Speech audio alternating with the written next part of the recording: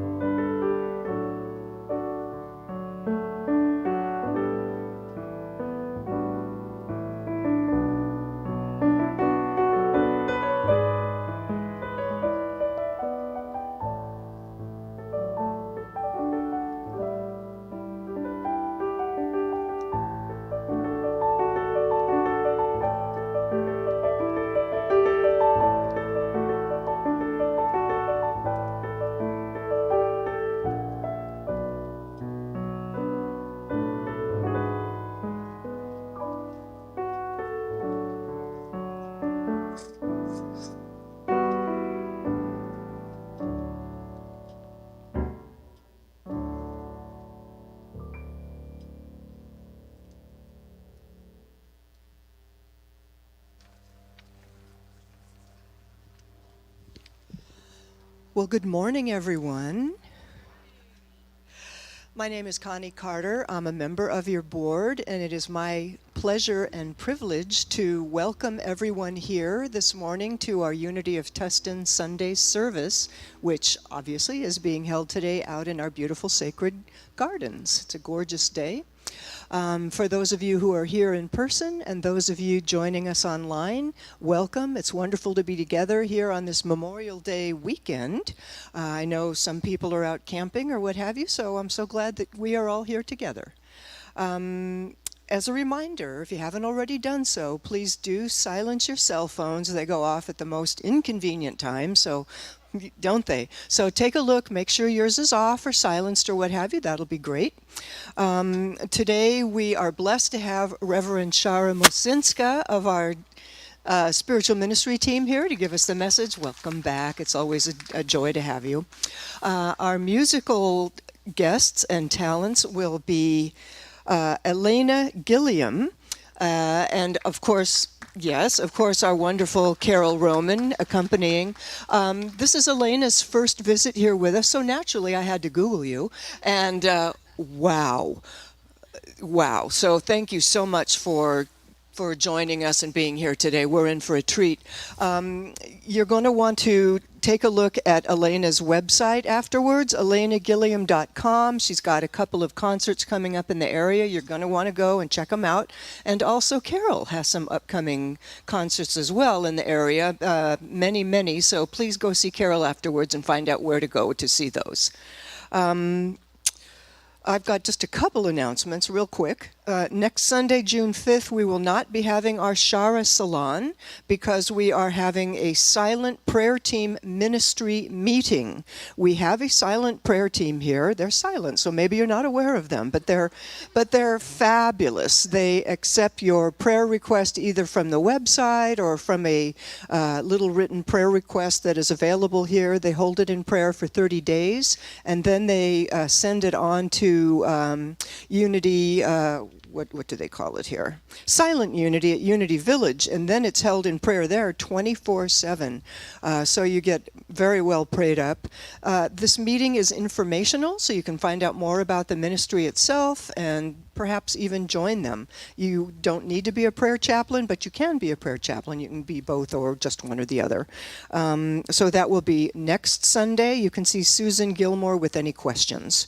Next, I'd like to invite you and let you know about something fun that's coming up on June 2nd, which is this coming Thursday, and it's another field trip for the whole church. Anybody who would like to go, we're going to the Laguna Beach Art Walk next Thursday, and Adam McDonald, one of our newer congregants, will be facilitating. Adam, could you stand up?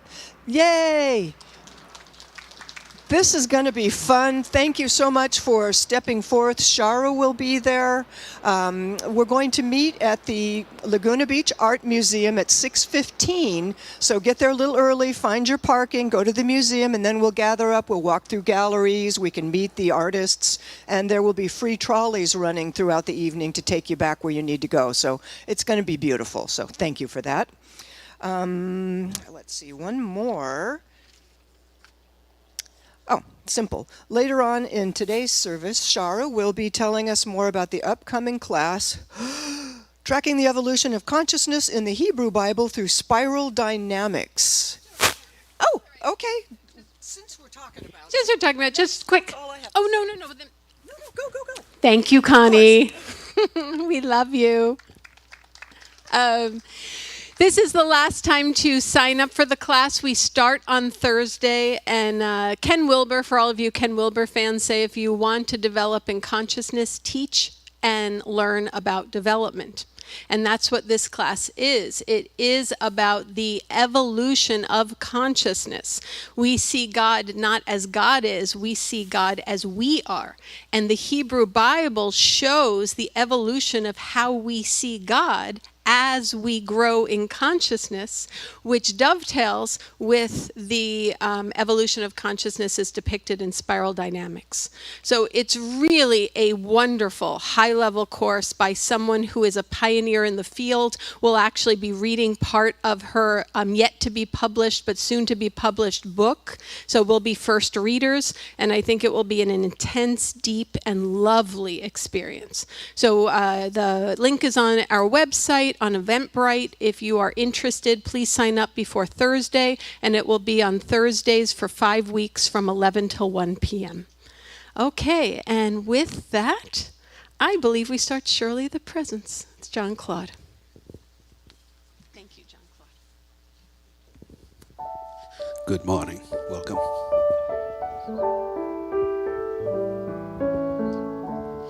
Surely the presence of the Lord is in this place.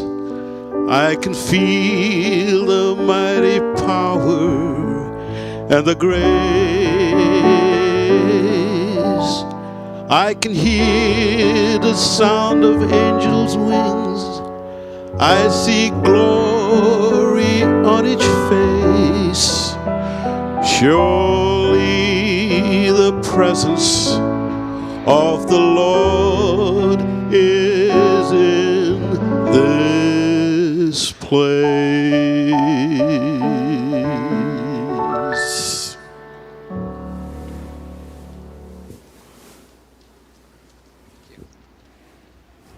Good morning and welcome to this glorious service on the lawn on Memorial Day here in Tustin. My name is Arnie Buzensky. I'm one of the prayer chaplains here at Unity of Tustin, and it's my honor and privilege to see all of you smiling faces in the audience and to light the Christ candle and to present the daily word today. And the Christ candle symbolizes the God spark in each one of them and each one of us and all humanity that needs to be closer right now. And we just put that in intention and know that it is. Whoops.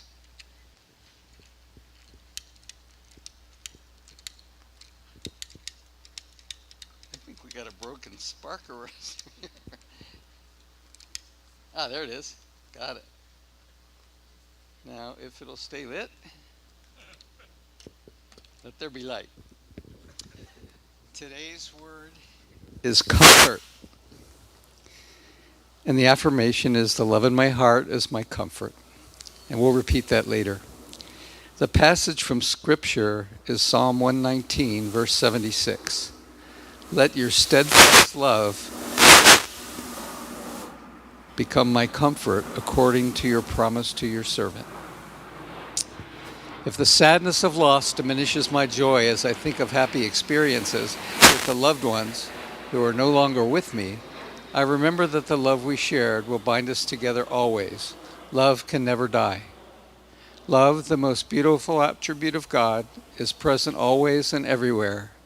I am confronted as my heart opens to the divine love within me, knowing that this same love enfolds all of those I hold dear, no matter where they are on their internal journey of life.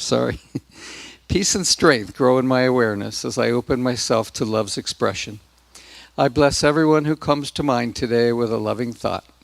I speak a loving word or perform a simple act of kindness whenever I can. As I bring comfort to others, I am comfort also. And the affirmation, I'll say it first and then you can repeat it after me. The love in my heart is my comfort. Together? The love in my heart is my comfort. Namaste.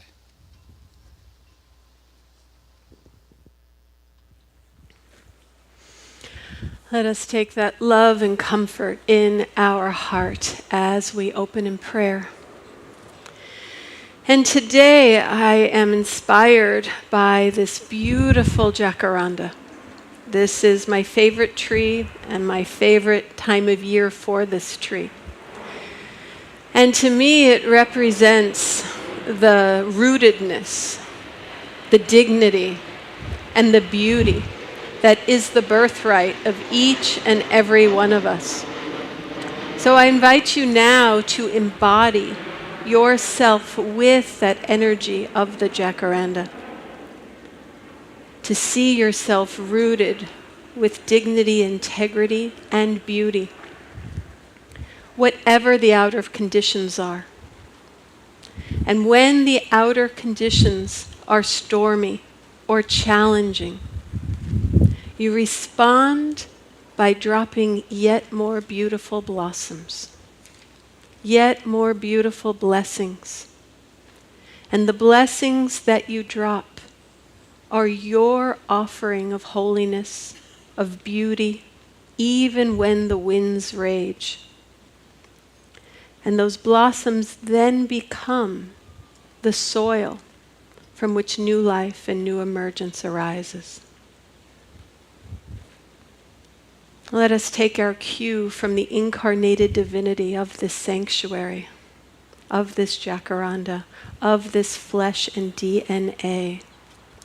The Word was made flesh, and it is our embodiment that guides us to ever deeper realization of our holiness, of our togetherness, and our inherent interconnectedness below ground that keeps us strong in all outer situations.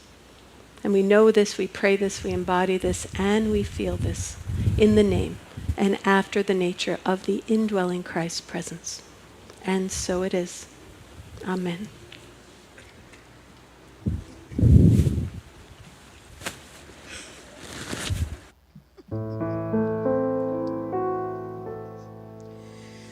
Birds flying high, you know how I feel.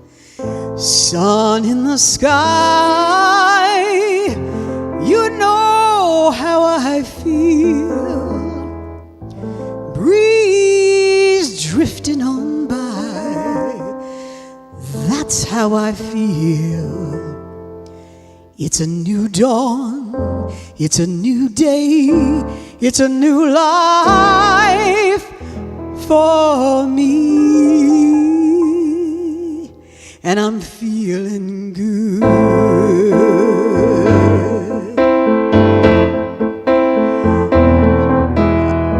I'm feeling good.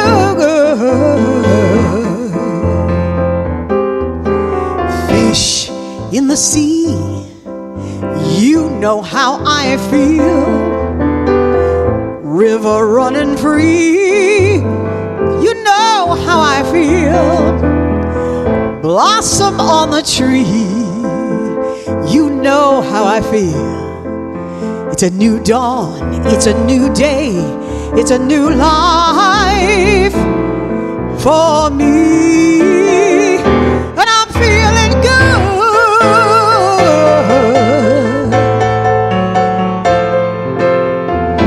Dragonfly out in the sun, you know what I mean.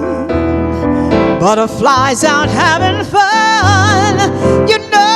I mean. Sleep in peace when day is done. That's what I mean. And this old world is a new world and a bold world for me. And I'm feeling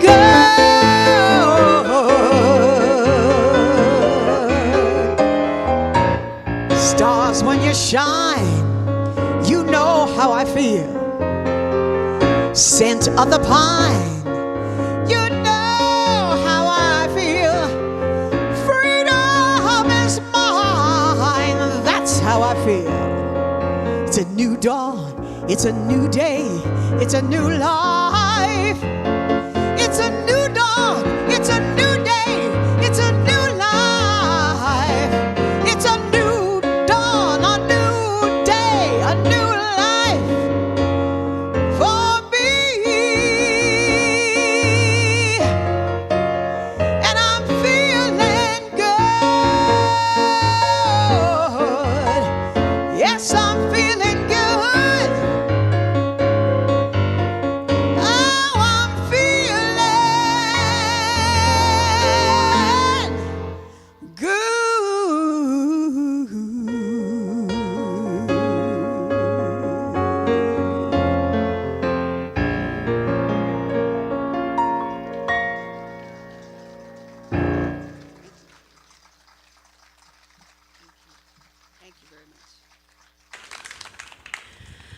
That was some debut. I would say that's jacaranda good.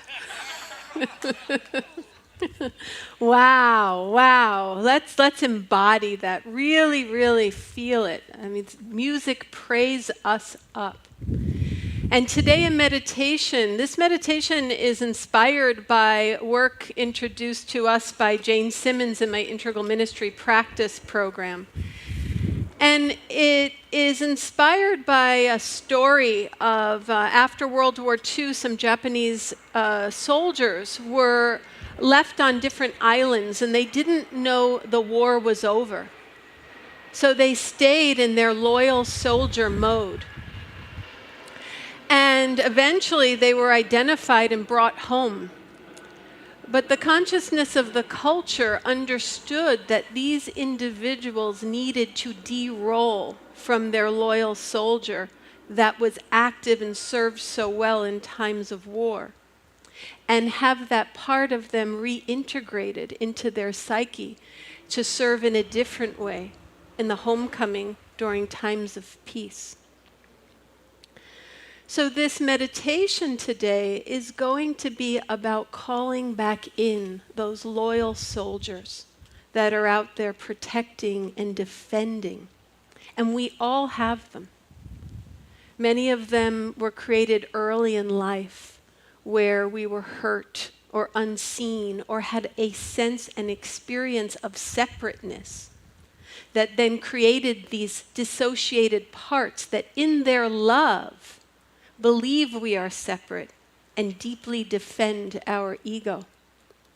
So whether these loyal soldiers are literal, if you've served in the U.S. Armed Forces, or if they are a symbol for the ways we disconnect from our wholeness, our work today is going to be to invite them home and to have a different reference point for how we embody and emanate in the world. So I invite you, if you are comfortable, to close your eyes or lower your gaze. Go into a posture and position where you can attune to my words, but most importantly to that which is beyond the words or below the words. And I invite you to see yourself in your space. And your space is an atmosphere around your body, around 3 feet in all directions. And notice that this is the energy field you inhabit. It is your atmosphere. It carries your thoughts, your beliefs, sensations, experiences, and your loyal soldiers that stay on the edge, protecting you from their sense of goodness, from the threats of the world. And feel into calling these loyal soldiers back. And we're going to do that through the heart. So I invite you to bring your awareness into your heart. Connect to its warmth, its love, and its radical capacity to embrace all that is. And slowly, in a way that feels resonant for you, see your heart opening. Let its love and its light shine out into the world. And you notice that the heart is a field. It's an electromagnetic field. And we are going to use the magnetism of the love of your heart to draw in from your space all of those disconnected parts yearning to come home, yearning to be reunited with wholeness, yearning to be reintegrated with the internal family of harmony and love where every part of us belongs. You may see a room in your heart. You may see a feast or a table or a warm fire. And at the door to your heart is a kind, wise soul. And the magnet and the kindness draws forward and says, "Come. Come, sweet children. Come back to your wholeness. We welcome you. We welcome you." And from your space, which may have disharmony and unease, all of these parts that have been yearning to protect you in their separateness start to gravitate towards your open, magnetic, warm heart. And one by one, that warm, kind soul says, "Welcome, sweetheart. Welcome back. We've missed you. We love you. We appreciate you.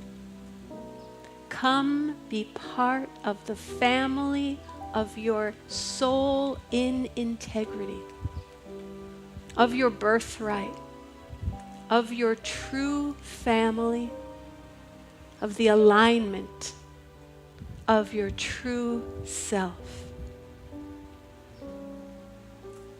Allow that to settle. Allow that to coalesce. Allow that to align.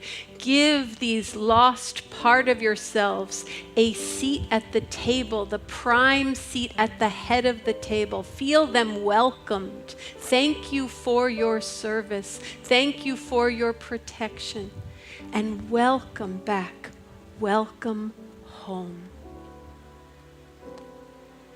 Now, as that table of coherence starts to find its harmony, you can show those parts of yourself, look, you still have your space, but now see the space, the atmosphere in which you move in the world is now being filled with the emanation of our connectedness.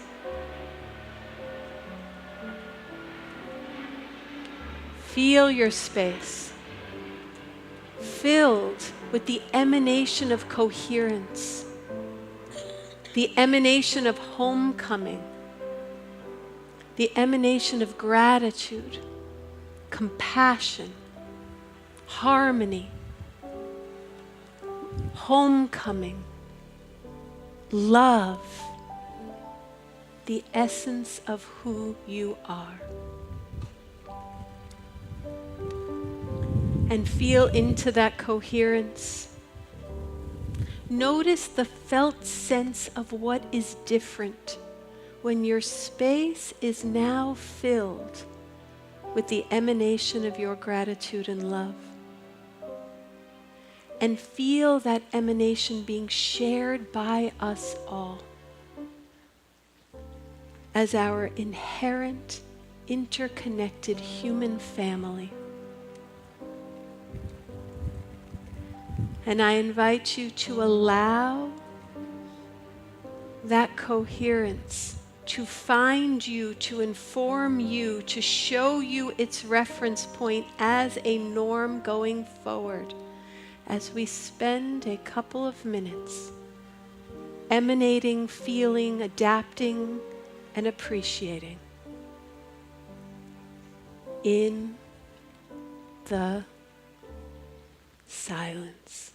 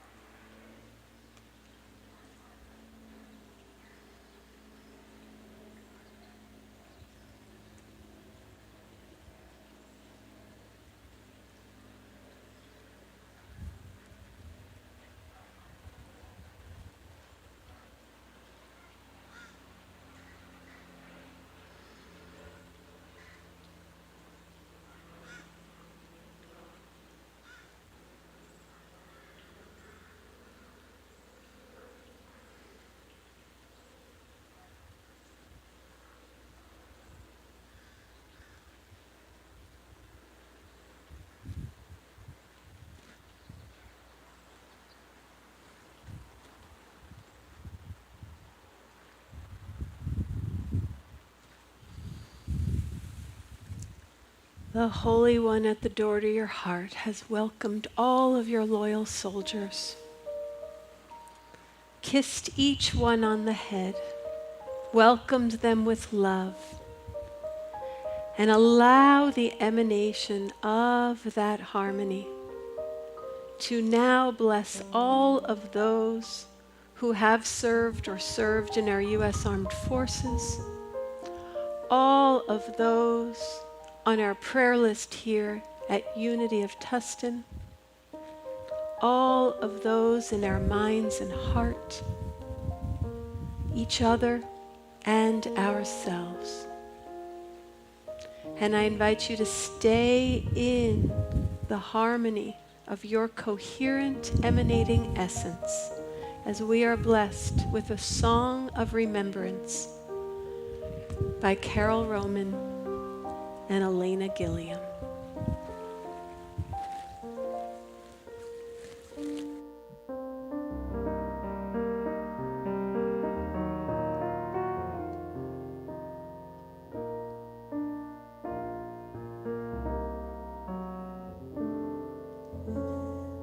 I'll be seeing you in all the old familiar places that this heart of mine embraces all day through.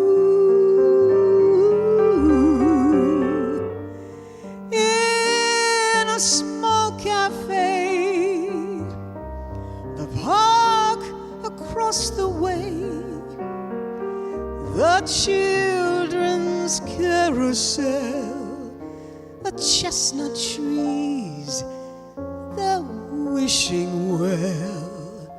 Oh, I'll be seeing you in every lovely summer's day, in everything that's bright and gay. I'll always think of you that way.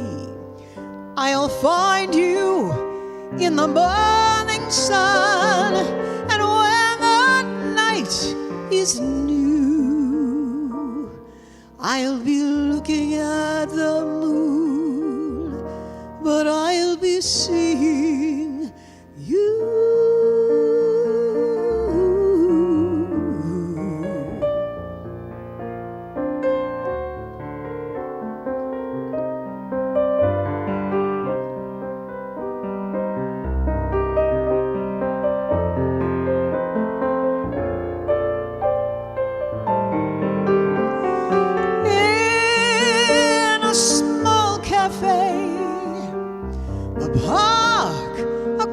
The way, the children's carousel, the chestnut trees, the wishing well. I'll be seeing you in every lovely summer's day, in everything that's bright and gay. I'll always think of you that way. I'll find you in the morning sun, and when the night is new, I'll be looking at the moon, but I'll be seeing you. Seeing you.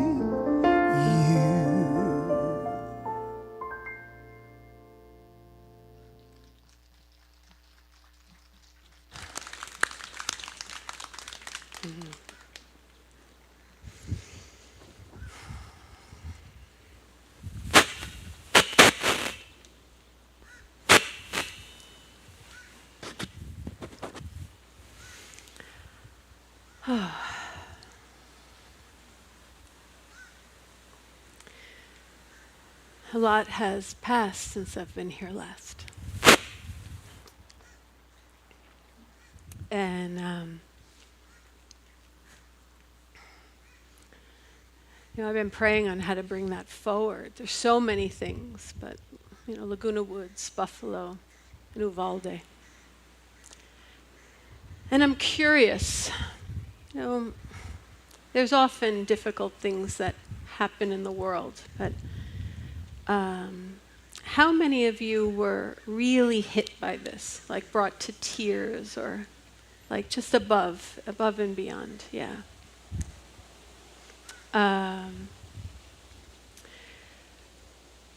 So I want to do my best to speak to that collective experience that so many of us have.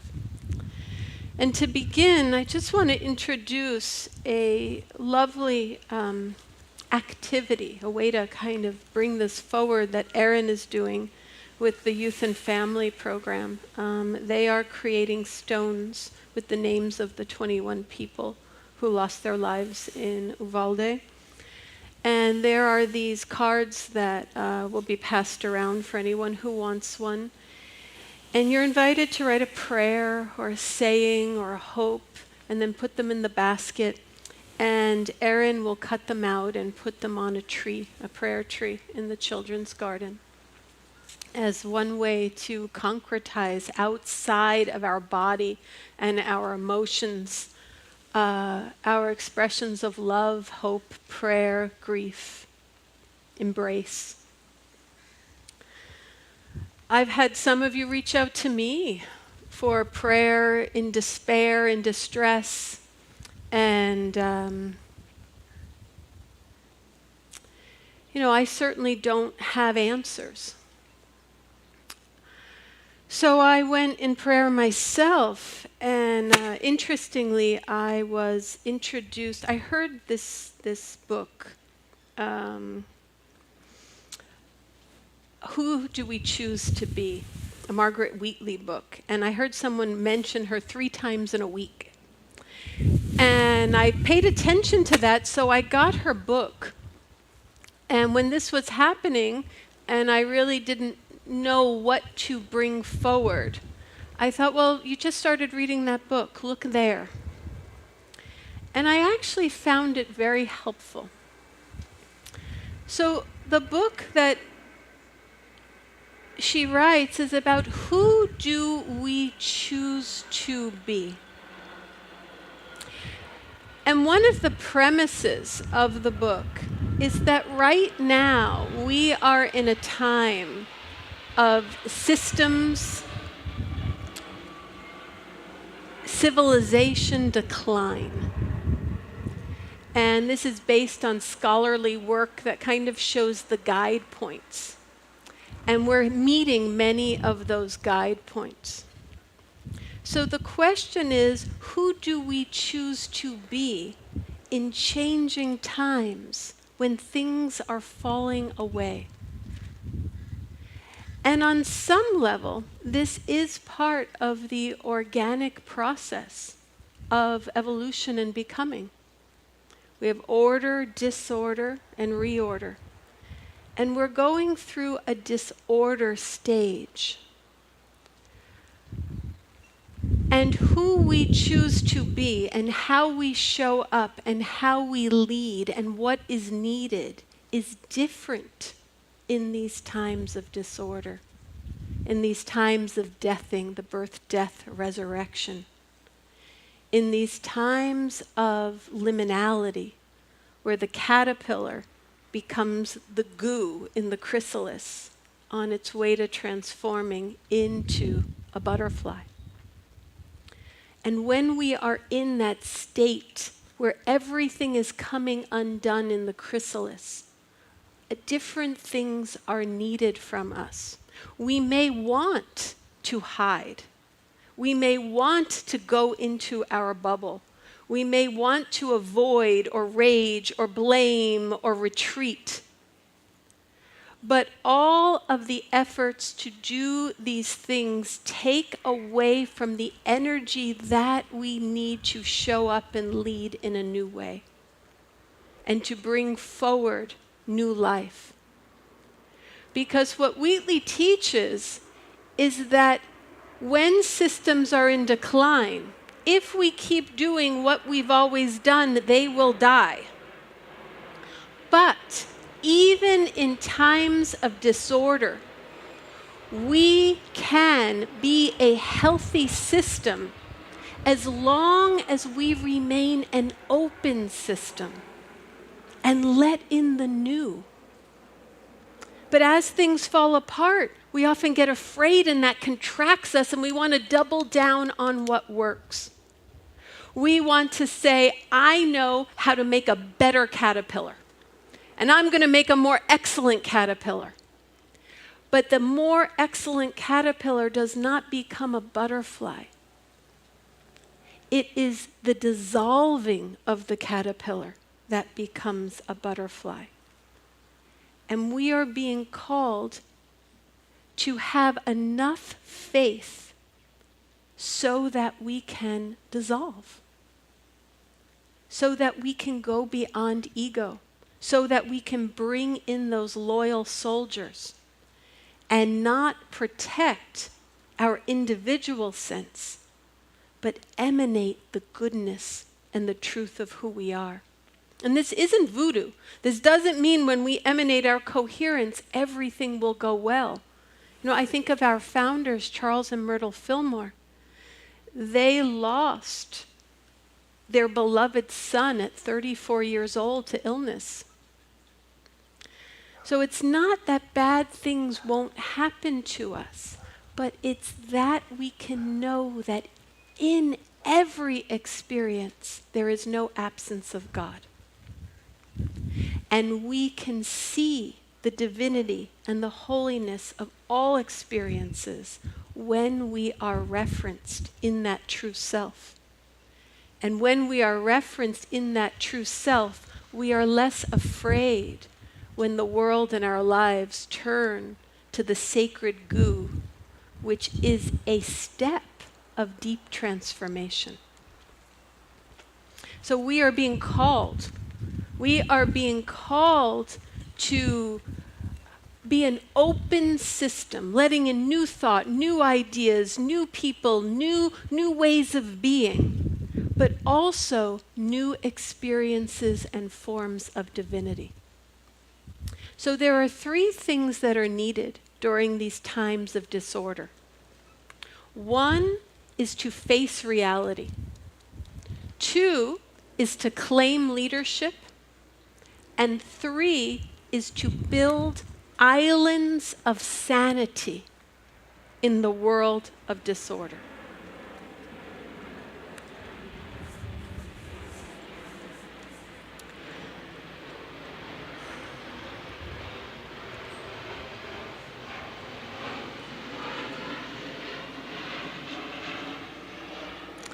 So our first task is to face reality, and that really was the topic of today's talk. Our 5th principle, put feet on it, embodied spirituality.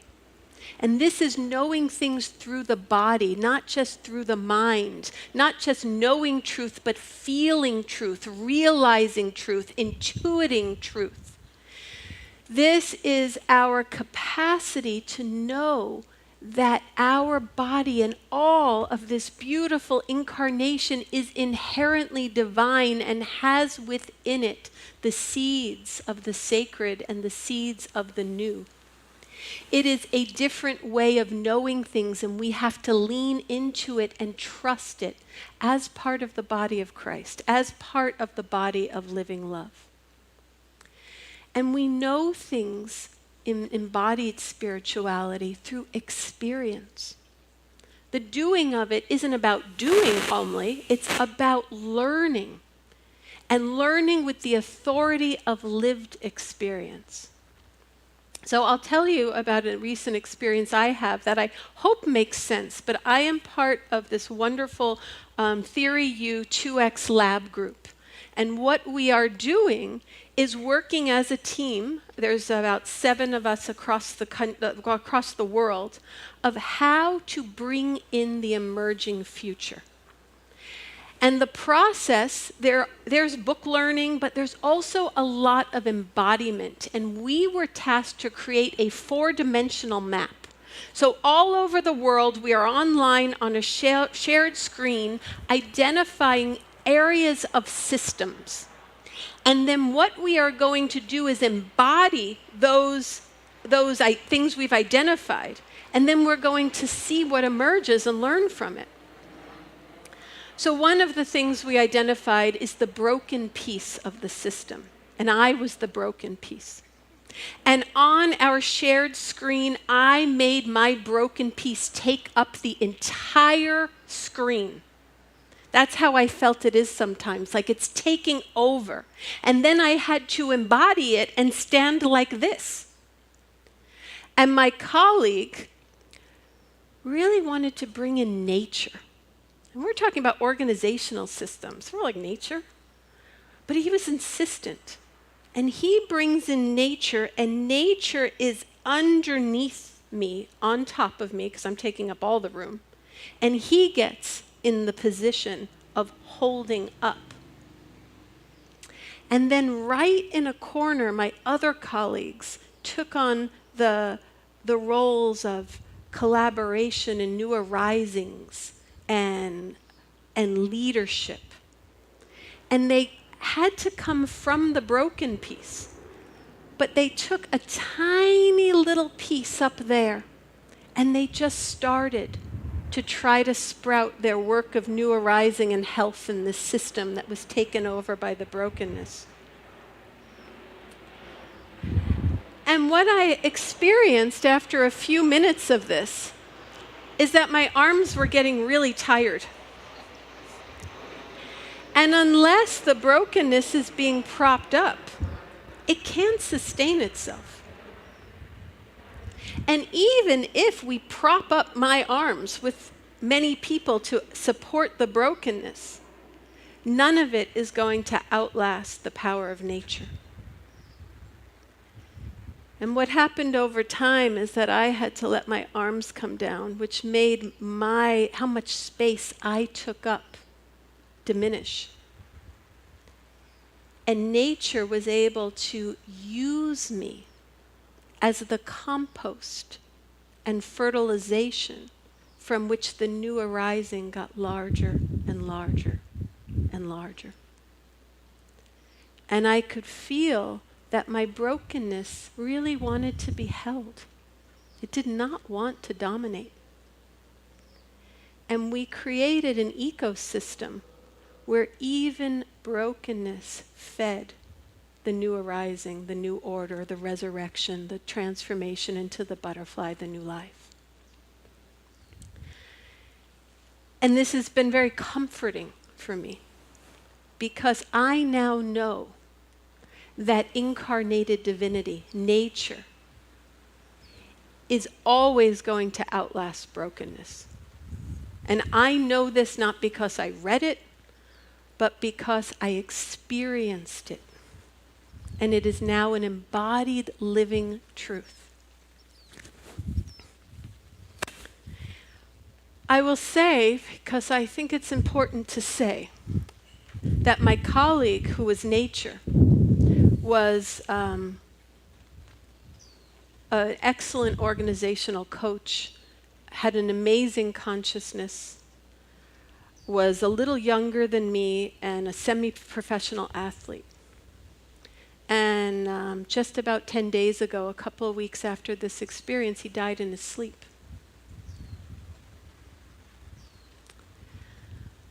So I also offer you this legacy of life. And this was this last encounter we all had with him in our group. And he showed us something that we didn't know. And when we show up, we can be that for each other. So what is happening has an element of mystery, a hopeful mystery. Embodied, holy, incarnated reality will find a way to support the new. And we can help co-create that. And that is the second part. The second part is being and claiming our leadership. Now, leadership in times of goo are very different than leaderships in time of stability and times of order. And it requires us to feel. Like, I don't know about you, but I would just sit with the feelings that I was having while witnessing what was going on in the world. And I would let myself cry. And I would just watch and wait until it was done and trust that something is being recalibrated, that has an intelligence beyond what I can understand. With my embodiment, I also looked for what was missing. And what I could feel was that this deep capacity for compassion and empathy was deeply missing. And that instructs me of what I need to add to the system. That I can have compassion for a system that lacks compassion and make it my responsibility to be that compassion for myself and others wherever I go. Pelt the world with jacarandas. When the world deserves it least, that's when it needs the jacaranda pelting the most. And in these times, what is required is the capacity to go into the unknowing. We have to go into the unknowing because what we know isn't working anymore. And what we know, even if it is a thought that is resonant with divine thought, is always less than divinity because our thoughts are impoverished compared to the power and the eternality and the mystery of divinity itself, right? Our thoughts of God are impoverished compared to the reality of God. Our thoughts of divinity are impoverished compared to the reality of divinity. So to get closer to divinity, we have to go into unthinking, unknowing, unlearning, undoing. And that takes coherent sense of self that is not identified with the ego that wants to cling. Jesus says, do not cling, let go. And when we let go, and when we sit in the unknowing, we're not just bringing in new perspectives and new thoughts in this closed system that needs to open in order to resurrect to an order of a higher order. We're also bringing in new consciousness and new God. Because we are vehicles from the unmanifest to the manifest when we are in our unknowing. You know, this is kind of inspired by the cloud of unknowing, which inspires centering prayer. And isn't that what we do in meditation? We go into the unknowing with some trust that Spirit is silently recalibrating our psyche so that we can outpicture and presence with more integrity, holiness, and love. And in these times, we're asked to do the same thing on an organizational level. We are asked to go into the unknowing. We are asked to be in between, to build the bridge as we walk on it, so that something new can arise, because what we need is something new. And we have the divine capacity, responsibility, and blessing to be that in the world. And when we do that, when we can do that, as we develop the capacity to do that, what happens is we start to create islands of sanity in a disordered world. Isn't that right? Islands of sanity. This is an island of sanity. This sanctuary is an island of sanity. This is what I want to see more of in the world.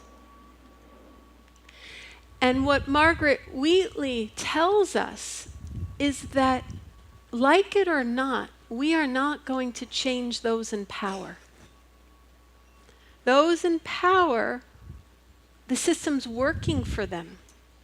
So we have to let go of our outrage of how we think others should see things and use that energy to be our own island of sanity. Internally, by emanating from coherence, that's an island of sanity, and in community, by looking at where we can start to grow something new and then see the system change. And we do it, as Teddy Roosevelt says, with where we are and what we have. That's where we start. We start with doing what we can with what we have, with where we are. And that is available to all of us We all have opportunities to be these islands of sanity in a broken world. We all have these opportunities to step up in different ways and emanate what we want to see in the world, to participate, engage, what Angie talked about last week, and truly be the change we want to see in the world. Feed the change we want to see in the world. And bring that forward. And thank God we are already doing it, because I will tell you, I have needed this island of sanity during this last month. And our community has been a deep pillar of hope, because I know these islands of sanity exist and that I get to participate in bringing it forward in ever deeper and new ways as we go through our own transformation, our own emergence into the butterfly. So how are you all doing? Yeah. Let's just take a moment to embody all of this and feel into it. Feel into we are in a period of disorder. That requires something different. It requires us to face reality, feel reality, engage reality, trust that as an avenue of knowing. Then we need to claim our leadership, and our leadership needs the courage for us to let go and let God, to unknow so that we can be vehicles for the evolving Christ in the world. We can be the vehicles for the beautiful new arisings that use even what is difficult as the soil for its manifestation. And from there, we become the leaders, creating, nurturing, and strengthening the islands of sanity of the world that create a new paradigm for the emerging future that wants to be born and show us greater levels of harmony and wholeness. And we can do this individually through our coherent radiation and emanation, and then we can do it with more power connected to each other in community and connected to our own network of our unity movement and our own communities that continue to ripple out.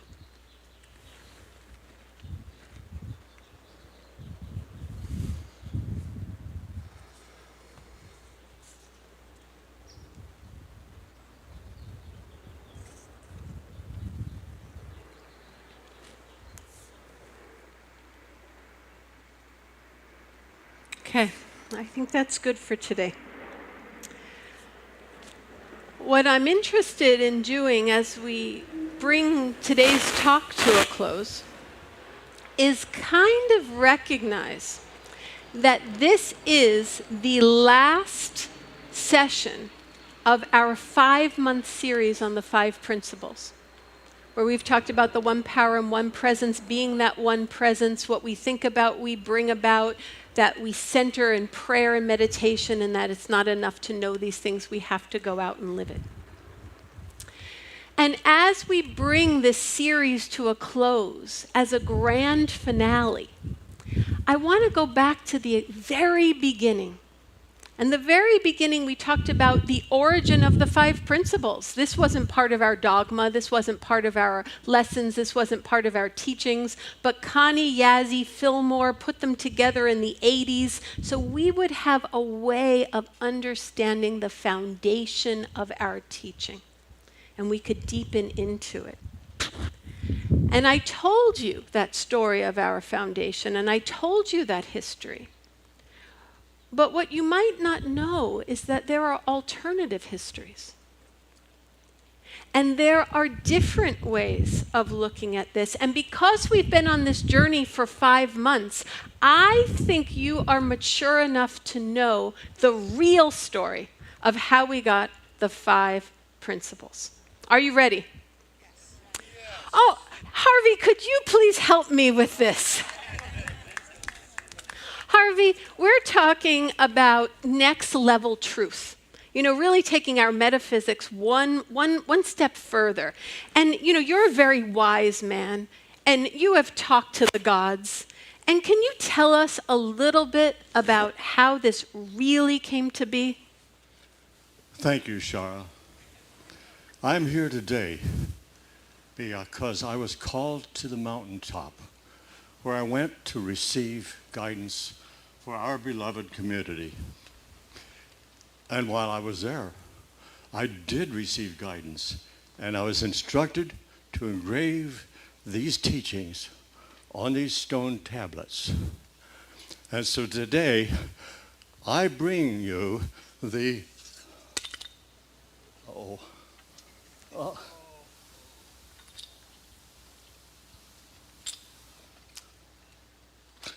I bring you the 5 unity principles.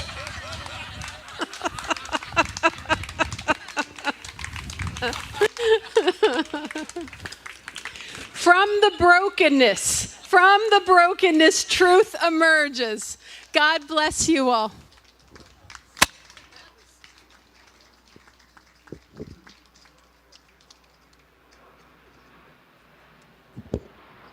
Good morning, everyone. Thank you so much, Shara and Harvey, for illuminating us that way. My name is Jim Perry.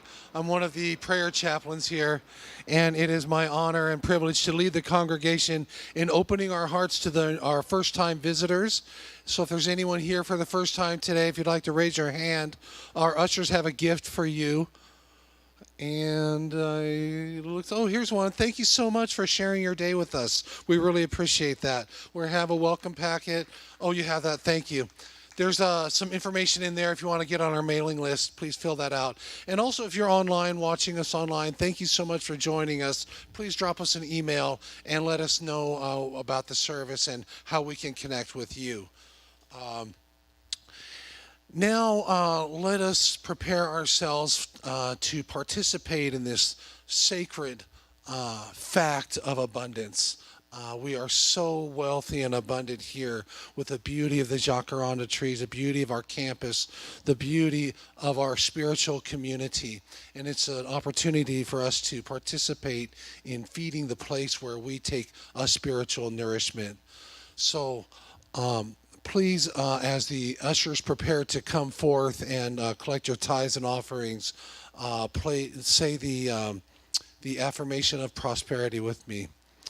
Divine love, as me, blesses and multiplies all that I am, all that I have, all that I give, and all that I receive.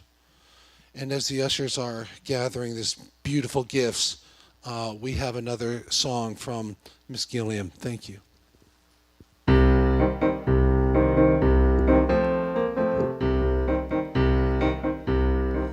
I feel the earth move under my feet. I feel the sky tumbling down. I feel my heart start to trembling whenever you're around. Oh, baby, when I see your face, mellow as the month of May.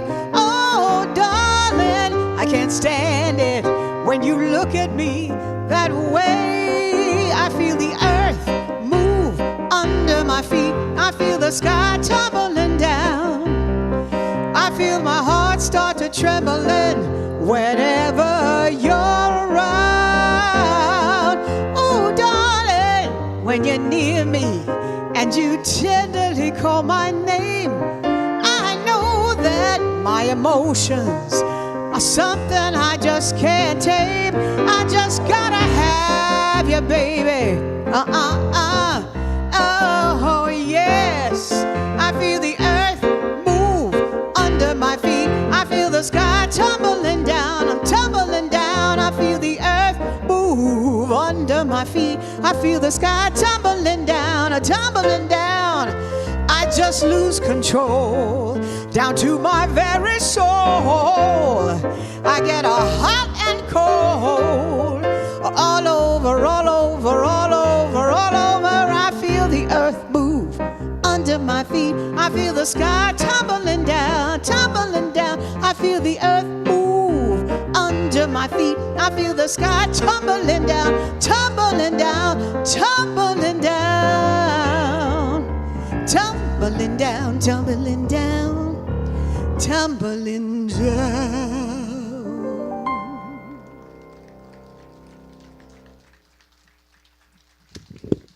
Thank you so much, Elena. So glad to have you with us here today. Okay, now if you'll please join me in a comfortable breath as we bless the love offerings together.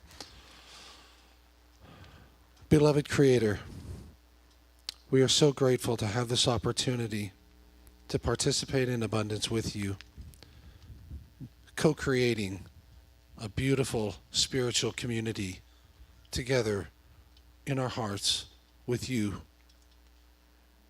We're grateful again for this opportunity, and we release these ties and blessings to you, knowing that their energy will promote goodness and love here on this earth. And so it is. Amen. Okay, a couple quick announcements. Shara will have a salon today about 12:45. I believe Connie's our board member today. She'll be wandering around hospitality. If you have any questions about the church or the direction that the board is taking, I'm sure she would love to speak to you about that. Prayer chaplains and Reiki ministry will be at the entrance to the garden to be available for you.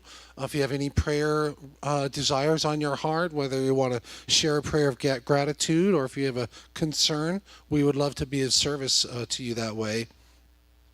Of course, our lovely hospitality team has a great feast prepared for us. But you know, a brief talk about success. We have had such a wonderful success recently getting the community to help us clear up the chairs and take down the tents before we go to hospitality. It's really helped out the audio team and Marcos a lot. So if you could just help out with the chairs and takedowns before we jump into our wonderful hospitality, that'd be really fantastic. Okay? So why don't we close things out with a nice comfortable breath and the prayer for protection, okay? Together, the light of God surrounds us. The love of God enfolds us. The power of God protects us. And the presence of God watches over us. Wherever we are, God is, and all is well. Amen. Bless you, and go forth.